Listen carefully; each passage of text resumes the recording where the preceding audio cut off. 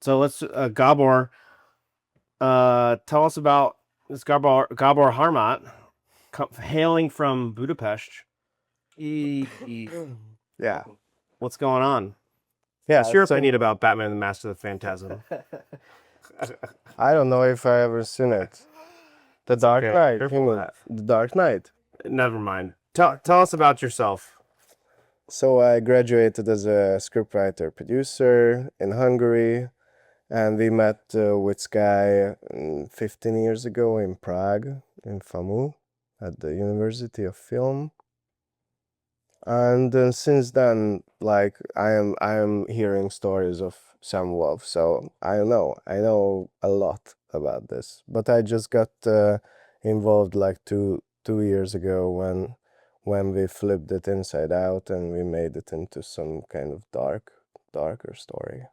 Yeah, remind me, how do we turn it into a darker story? Like, because Sam Wolf was like sort of a whimsical child's story that with magic, and Boyd jumps into this magical forest world, which where he goes on sort of adventures as a sort of folk hero type, but we wanted to do something different for Wolf's Edge.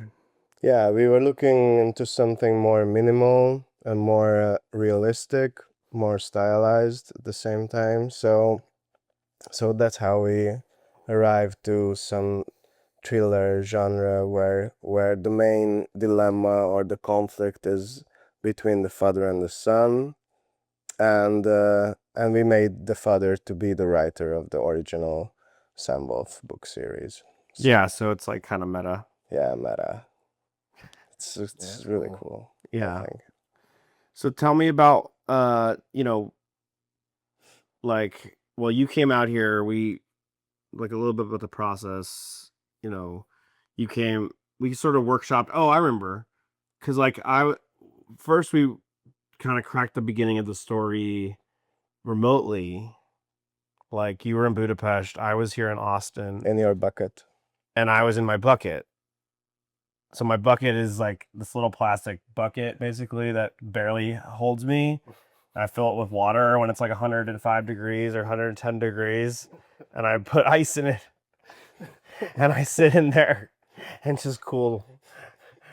And it quickly gets hotter, so I have more ice, and I keep filling with ice. So I would be, have a zoom in a shade under an umbrella, sitting in my bucket, A bucket of ice. and we would just kind of marinate in ideas. So what about the pool? The pool? Well, I don't have a pool. There's no pool. I have a bucket. I can't talk with Gabor on Zoom for 3 hours in someone else's pool. So I would be like bobbing in the pool, and it was like very free flowing. We would like go down avenues of story, like, what if there were pirates, kind of. Yeah, we tried everything. I think like we were playing with the form, and we had the beginning when I came out here. We could have the beginning. Yeah, I think we had some kind of beginning and then you flew out. You stayed with me for 2 months through the holidays. I brought you to Indiana, And we wrote it in 1 month, I think. The first month. we got we knocked the first draft out in 1 month, and then we switched the genre, rewrote it, and then rewrote it again. We went all in horror. We made it a horror movie at some point.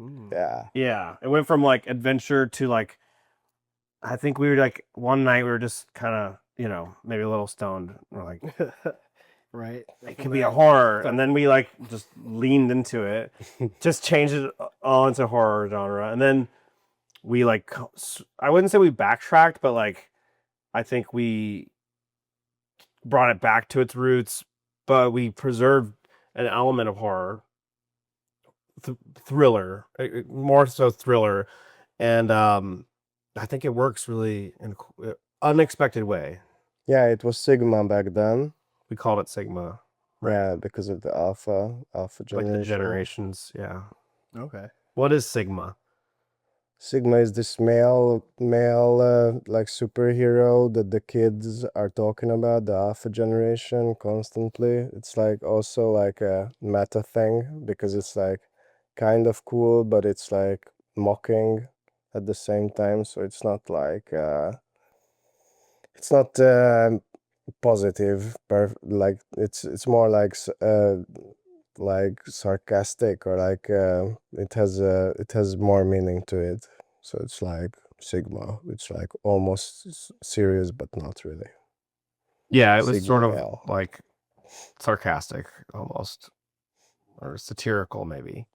But yeah, it's like it's like an alpha, but they're a loner. They don't want to be with any girls. Lone wolves. Lone wolves. That's right. Oh yeah, the Sigma.